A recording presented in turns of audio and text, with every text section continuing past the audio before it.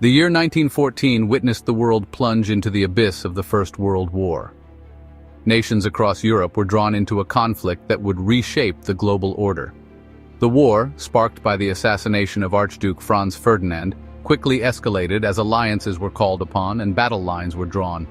The Ottoman Empire, once a sprawling power, found itself on the brink. Its vast territories stretched from the Middle East to North Africa, but the empire was a shadow of its former self. The once mighty empire was now grappling with the realities of modern warfare and the pressures of maintaining control over its diverse and far-flung provinces. For decades, it had faced internal strife and external pressure. Nationalist movements within its borders sought independence, while European powers eyed its territories with imperial ambitions. The empire's leadership was caught in a delicate balancing act, trying to maintain authority while addressing the demands of its restless population. Its decision to join the Central Powers, alongside Germany and Austria-Hungary, was a gamble. The Ottoman leadership believed that aligning with these powerful allies could help them regain lost territories and restore their empire's former glory. However, this decision was fraught with risks, as it meant entering a war that was already proving to be devastating. The Ottoman leadership, grappling with a shrinking empire, saw an alliance with Germany as a lifeline. German military advisors had been present in the Ottoman Empire for years, helping to modernize its army. The hope was that this partnership would provide the necessary support to fend off both internal and external threats. It was a desperate bid for survival in a world where the empire's demise seemed imminent. The economic situation was dire, with widespread poverty and a lack of resources. The war effort would strain the empire's already limited capabilities, pushing it to the brink of collapse. The Ottoman Empire had much to gain if the Central Powers were victorious. A win could mean the recovery of lost territories and a renewed sense of power and prestige. The Central Powers' early successes in the war gave the Ottomans hope that their gamble might pay off. Yet its entry into the war was not without internal conflict. The decision to join the Central Powers was hotly debated within the Ottoman government. Some leaders were wary of the risks, understanding that the empire was not in a position to sustain a prolonged conflict. There was no consensus within the Ottoman government about which side to join. Factions within the government had differing views on the best course of action. Some argued for neutrality, believing that staying out of the conflict would be the safest option for the fragile empire. Some favored neutrality, recognizing the empire's fragile state. They understood that the Ottoman military was not equipped to handle the demands of a global war. The empire's infrastructure was outdated, and its economy was struggling to support its population. Others saw an alliance with Germany as the lesser of two evils. They believed that the support of a strong ally like Germany could provide the necessary resources and military expertise to navigate the challenges ahead. The hope was that this alliance would offer a chance for the empire to stabilize and perhaps even expand its influence. The Ottoman Empire, already weakened by years of decline, was ill-prepared for the global conflict. Its military was underfunded and poorly equipped, and the empire lacked the industrial base needed to sustain a prolonged war effort. The soldiers were brave, but they were fighting with outdated weapons and insufficient supplies.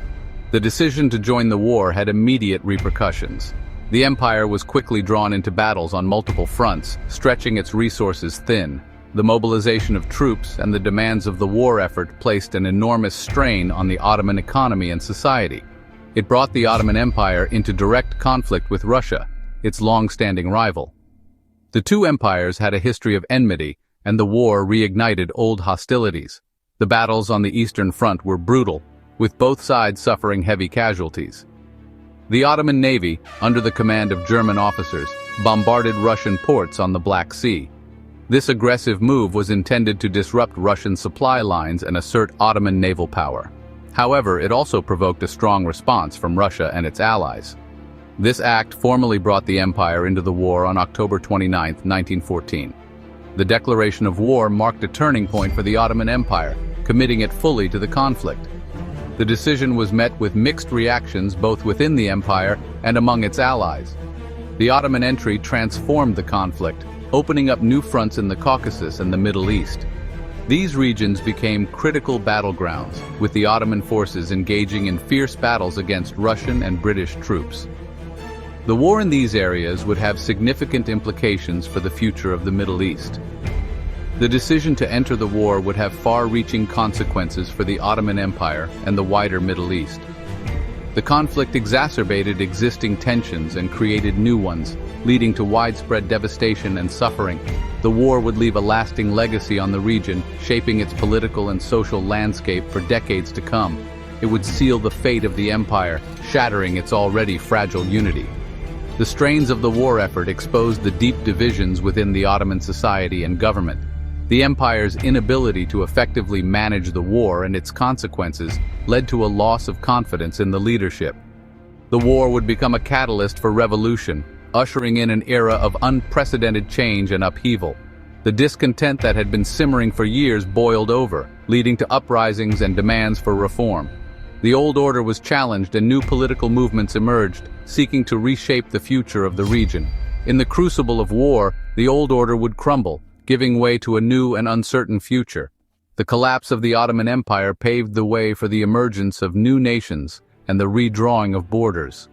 The legacy of the war and the decisions made during this tumultuous period would continue to influence the Middle East for generations to come. In November 1914, Sultan Mehmed V, the spiritual leader of the Islamic world, issued a proclamation of jihad. This was a momentous declaration, one that reverberated across the vast territories of the Ottoman Empire and beyond. The Sultan, seen as the Caliph or the religious successor to the Prophet Muhammad, wielded significant influence over the Muslim populace. His call to arms was not just a political maneuver, but a deeply religious appeal that sought to mobilize the faithful in a time of great turmoil. This call to holy war was intended to rally Muslims around the Ottoman banner. The empire, which had been in decline for decades, saw this as an opportunity to rejuvenate its waning power. The proclamation was a strategic move to galvanize support from Muslims worldwide, hoping to create a unified front against the encroaching Allied forces. It aimed to unite them against the Allied powers, who were portrayed as enemies of Islam. The Ottoman leadership crafted a narrative that painted the Allies as aggressors, not just against the Ottoman state, but against the entire Muslim world. This narrative was disseminated through various propaganda channels, including posters, speeches, and religious sermons. The proclamation had a powerful symbolic resonance, invoking the language of faith and resistance. It tapped into the deep-seated religious sentiments of the Muslim populace, urging them to see the war as a sacred duty.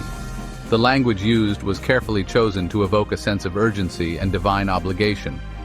The call to jihad was disseminated throughout the Ottoman Empire and beyond. It reached the far corners of the empire, from the bustling cities to the remote villages. The message was clear. Every Muslim had a role to play in this holy war. It was preached in mosques, printed in newspapers, and spread through word of mouth. The imams, who held significant sway over their congregations, were instrumental in spreading the message. They used their sermons to emphasize the religious duty of participating in the jihad, and spread through word of mouth. In marketplaces, homes, and public gatherings, the call to jihad became a topic of fervent discussion. People debated its implications, its righteousness, and their own roles in this grand scheme. The Ottoman leadership hoped to incite a pan-Islamic uprising against British, French, and Russian rule. They envisioned a scenario where Muslims under colonial rule would rise up against their oppressors, creating chaos and weakening the Allied war effort.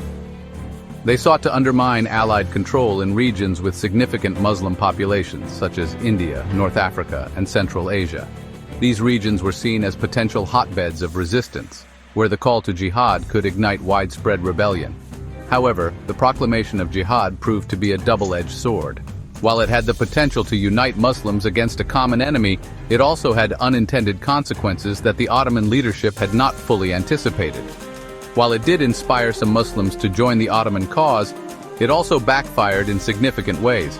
The response was not as overwhelming as the Ottomans had hoped. Many Muslims were skeptical of the Sultan's motives and questioned the legitimacy of his call. Many Muslims rejected the call, questioning the Ottoman Sultan's authority to declare a jihad. Religious scholars and leaders debated the validity of the proclamation, with some arguing that it was a political tool rather than a genuine religious edict. Others saw the war as a European conflict with little relevance to their lives.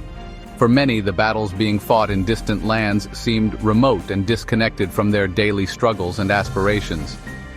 The proclamation also alienated some Muslim communities within the Ottoman Empire. Ethnic and sectarian divisions, which had long simmered beneath the surface, were brought to the fore. Arab nationalists, already seeking independence, viewed it with suspicion. They saw the call to jihad as a ploy by the Ottoman government to bolster its own power and suppress their aspirations for self-determination.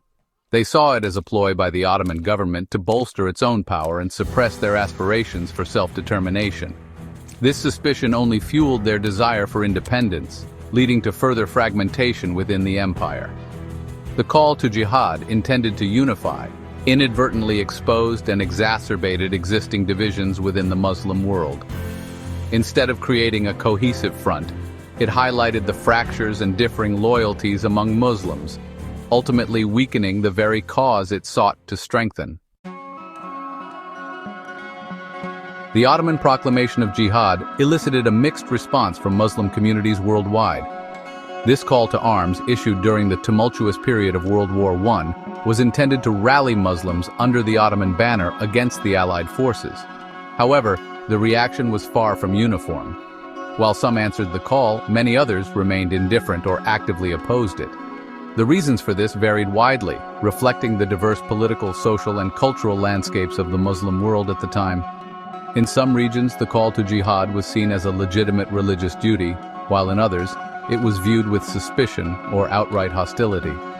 This diverse reaction underscored the complex and often contradictory relationship between religion and politics in the Muslim world.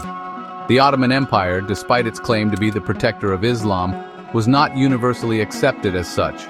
Many Muslim leaders and communities had their own political agendas and aspirations, which did not always align with those of the Ottoman state. It also highlighted the growing sense of nationalism that was challenging traditional loyalties. In the early 20th century, nationalist movements were gaining momentum across the Muslim world. These movements often prioritized national identity over religious solidarity, leading to a fragmented response to the Ottoman call for jihad. In some parts of the Ottoman Empire, the call to jihad resonated with local populations. In regions where the Ottoman government had a strong presence and influence, such as Anatolia, the proclamation was met with enthusiasm. Here, the call to jihad was seen as a rallying cry to defend the homeland against foreign invaders. Muslims in Anatolia, for example, largely supported the Ottoman war effort, motivated by a combination of religious duty and patriotic fervor. The sense of defending their land and faith from external threats galvanized many to join the fight. Ottoman propaganda played a significant role in shaping this perception, portraying the war as a just and necessary struggle. They viewed the war as a defensive struggle against foreign aggression, a perception fueled by Ottoman propaganda. The portrayal of the Allies as aggressors seeking to dismantle the Ottoman state and subjugate its people resonated deeply with many Muslims in Anatolia and other loyal regions. However, in other regions, particularly those with large Arab populations, the proclamation was met with skepticism and resistance. The Arab provinces of the Ottoman Empire had long harbored grievances against the central government, which they felt was dominated by Turkish interests at the expense of Arab autonomy and development. Arab nationalists viewed the Ottoman government, dominated by Turks, as an oppressive foreign power. The call to jihad did little to change this perception. Instead, it often reinforced the belief that the Ottoman state was using religion as a tool to further its own political and military objectives, rather than genuinely defending the interests of all Muslims. They saw little benefit in fighting for the Ottoman Empire, which they believed had long exploited and marginalized them. For many Arab nationalists, the war presented an opportunity to pursue their own goals of independence and self-determination, rather than supporting a regime they viewed as oppressive. The mixed response to the jihad exposed a fundamental truth. The Muslim world was not a monolithic entity. It was a mosaic of diverse communities, each with its own unique history, culture, and political aspirations. This diversity made it difficult for any single call to arms to resonate universally across the Muslim world. It was a diverse and complex tapestry of cultures, languages, and political aspirations. The varied responses to the Ottoman proclamation of jihad highlighted the intricate and multifaceted nature of the Muslim world, where local identities and loyalties often took precedence over broader religious solidarity. The Ottoman attempt to unify Muslims under the banner of Jihad ultimately failed, revealing the limits of religious solidarity in a world increasingly shaped by national identities. The experience underscored the challenges of mobilizing a diverse and politically fragmented community under a single cause, especially in an era where nationalist sentiments were on the rise.